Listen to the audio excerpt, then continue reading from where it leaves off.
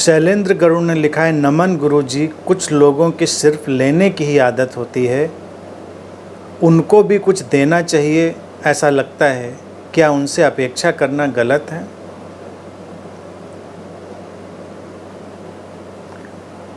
देखो शैलेंद्र, किसी का ढांचा किसी खास ढंग से बन गया तो बन गया, तुमको क्या चिंता करनी। देना चाहिए, अब तुम कैसे लोगे?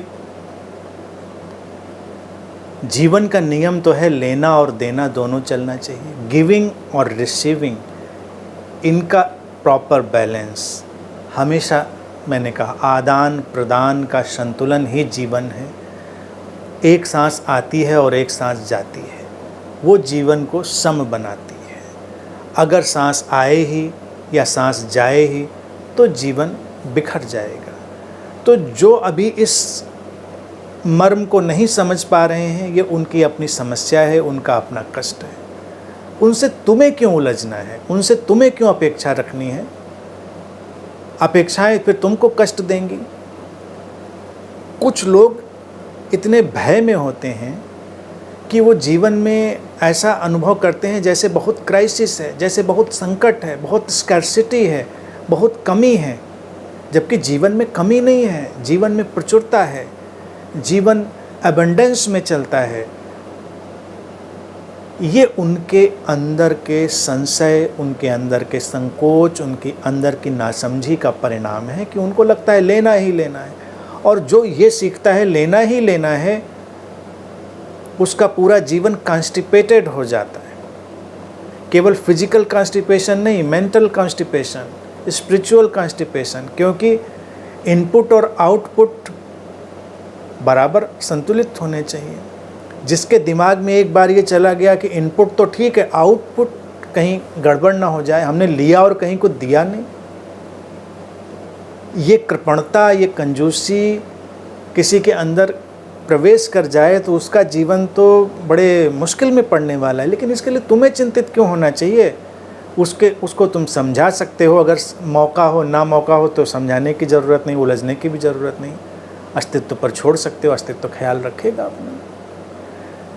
लोगों को ये सारी बातें केवल उनकी नासमझी के कारण पकड़ती हैं कि भाई अगर हमने कुछ दिया तो पता नहीं हमारा क्या होगा। लेकिन अगर जीवन का नियम देखें, पदार्थ का हो, तल लेन देन का, भावना का हो, विचार का हो, किसी भी तल का कोई लेन देन हो, उसमें अगर एक प्रवाह हो तो वो इतनी सुंदरता का निर्माण करता है कि वो अकल्पनीय है।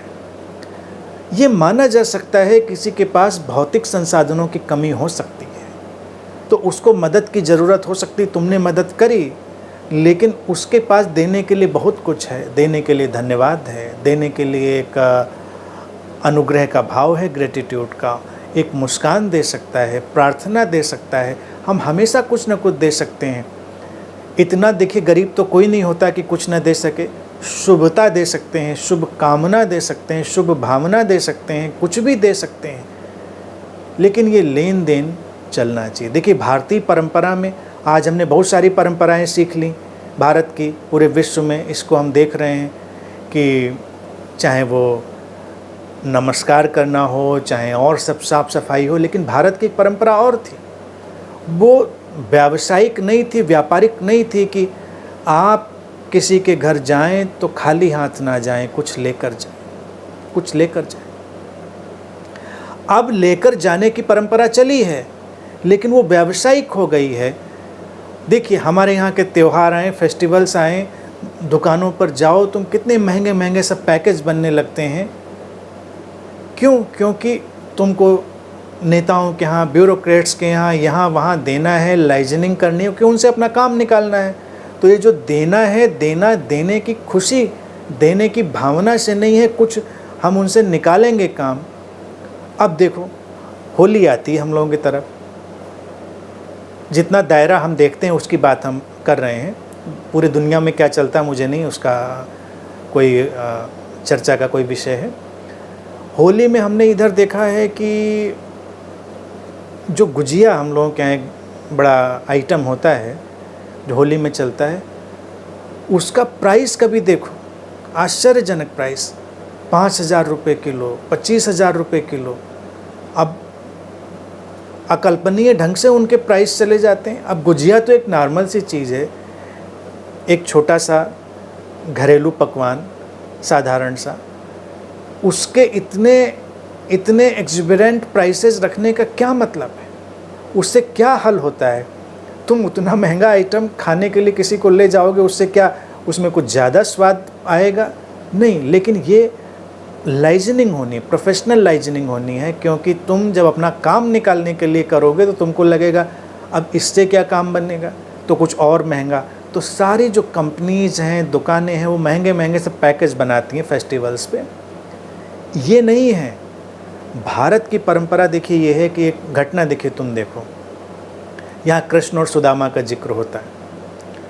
कहते हैं घटनाओं के देखिए ऐतिहासिकता में ना जाएं, घटनाओं को केवल प्रेरणा की तरह से लें और भारतीय दर्शन की, संस्कृति की सुंदरता की तरह लें कि उन्होंने हर तल से अपनी बात कहने की कोशिश करी। कृष्ण सुदामा की घटना में कहते हैं कृष्ण तो सम्राट हैं, ऐश्वर्य से भरे हैं, सुदामा उनका मित्र है, गरीब है, उसके पास खाने को नहीं। वो उनसे मिलने जाता है, तो मिलने जाने के लिए वो उनको देने के लिए फिर भी कुछ ले जाता है। उसकी पत्नी कहती है कि भाई खाली हाथ कैसे जाओगे, अपने मित्र से मिलने जा रहे हो, अपने सखा से, तो कुछ लेके जाओ, एक 2 मुट्ठी चावल ही सही, यही लेके जाओ देने के लिए। वो लेके गया। कहानियाँ अपने अपने उसके वर्जन कहती हैं, वो मसले नहीं हैं। मसला ये है कि भारत की परंपरा में हमने इसको कहा कि जब भी किसी के यहाँ जाते हैं खाली हाथ मत जाइए। लेकिन खाली हाथ पदार्थगत ही नहीं है। मान सकते हैं किसी के पास इतना पदार्थ का संकट हो सकता है, मटेरियल का, धन का अभाव हो सकता है कि उसके लिए कुछ मुश्किल हो, तो अपनी प्रार्थनाएं लेकर जाइए, अपनी मुस्कानें लेकर जाइए, अपनी शुभकामनाएं लेकर जाइए, अपनी अच्छी प्रेजेंस लेकर जाइए। कुछ ऐसा जो तुम दे सकते हो, और ऐसा दुनिया में कोई भी व्यक्ति नहीं जो किसी को कुछ दे नहीं सकता, इस अस्तित्व को कुछ नहीं दे सकता। गरीबी वहीं से शुरू होती है जब किसी व्यक्ति को ये बात पकड़ जाती है कि उसके पास देने के लिए कुछ नहीं, उसको बस लेना ही लेना है। तो जो लेना ही लेना सीखेगा उसका तो जीवन कष्टपूर्ण होना तय है। तुम मत चिंता करो उन लोगों की जो उसमें उलझ गए हैं, जीने दो उनको अपनी कॉन्स्टिपेटेड लाइफ, लेकिन तुम तो इस संतुलन को बनाओ, खुश रहो और देखो क्या मदद उनको पहुंचा सकते हो। कम से कम तुम उनके लिए प्रार्थना ही पहुंचा सकते हो कि भाई इस दुष्चक्र से मुक्त हों, वो इस दुष्चक्र से आगे जाएं। वो क्यों इस दुष्चक्र में उलझे हैं,